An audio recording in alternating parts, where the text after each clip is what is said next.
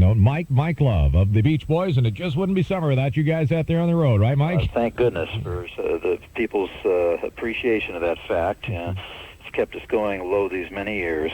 Still doing all the hits, right? Oh, yeah, we're still cruising and Kokomoing and Surfing USA and California Girls. And the neat thing about it is, if you haven't seen the Beach Boys in a while, is we have this great group of girls. You know, the Lakers have theirs.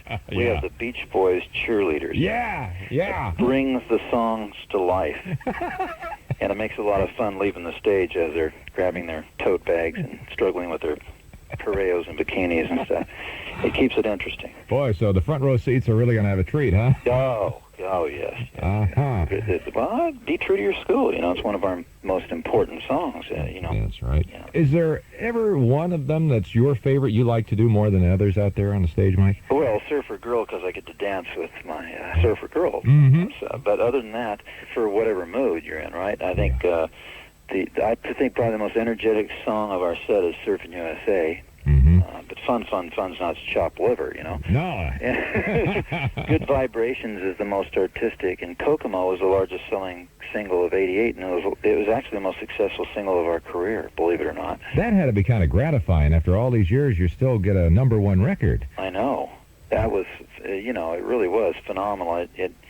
It proved something to us, and I think a lot of people. It was kind of like the Holmes and Xavier Hollander fight, or whatever. Yeah. Yeah, whatever that was.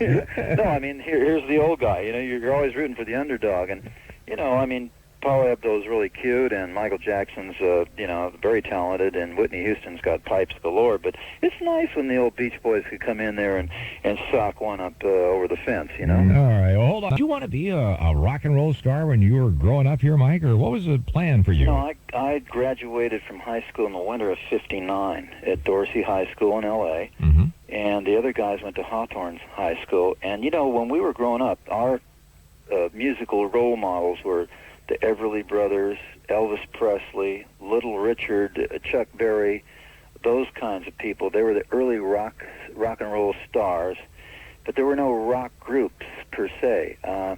You know, like when you look back on it now, a kid growing up in the 60s and 70s will say, "Oh, I like the Stones, or I like the Beatles, or I like the Beach Boys." Mm-hmm. Those are the rock groups, but the start of the rock group thing really happened in the early to mid '60s, and then it really got out of hand from there. Everybody's a group, right? I mean, come on.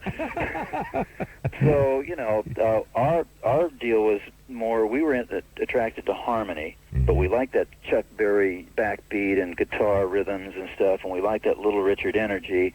But we liked that Everly Brothers harmony, and Brian even liked the Four Freshmen, which is a group from the 50s that sang this really close harmony. And we could, in fact, sing that kind of harmony, and we did on a couple of occasions. But that's sort of a synthesis of all those influences led to, with the choosing themes from our environment, which were the beach, surfing, cars, high school, you know, girls, and those are the themes that we sang about on our records. So we had that, you know, sort of an attitude, and nobody was expressing that in music. So we did that with this first song called Surfin', which was a very rudimentary song, but it went to #1 in Minneapolis and Las Vegas. It was only got to 2 in L.A., but that was before we knew about promotion, man. Mike, what do you got left? You guys still going on? There's no light at the end of the tunnel, is there? Yeah, well, we've got a few things left to do, I think. And I mean, we have a couple of projects pending. One is a little single for an Elton John album, an album of other stars that are doing Elton John songs. Oh. Like Wilson Phillips is something. One of the let's see, Gloria Estefan's supposed to do something. I think Sting did something. Eric Clapton did something. It's quite a roster of artists that are doing various Elton John songs. We're going to do Crocodile Rock because I think that that could be really cool with the Beach Boys style. You know? Mm-hmm. So that's one little thing that we're doing very soon, and then we have a whole Christmas album and TV special planned in the offing, and another 30th anniversary cruise and an album to go with it. It sounds shocking to say 30 years, Mike. I know.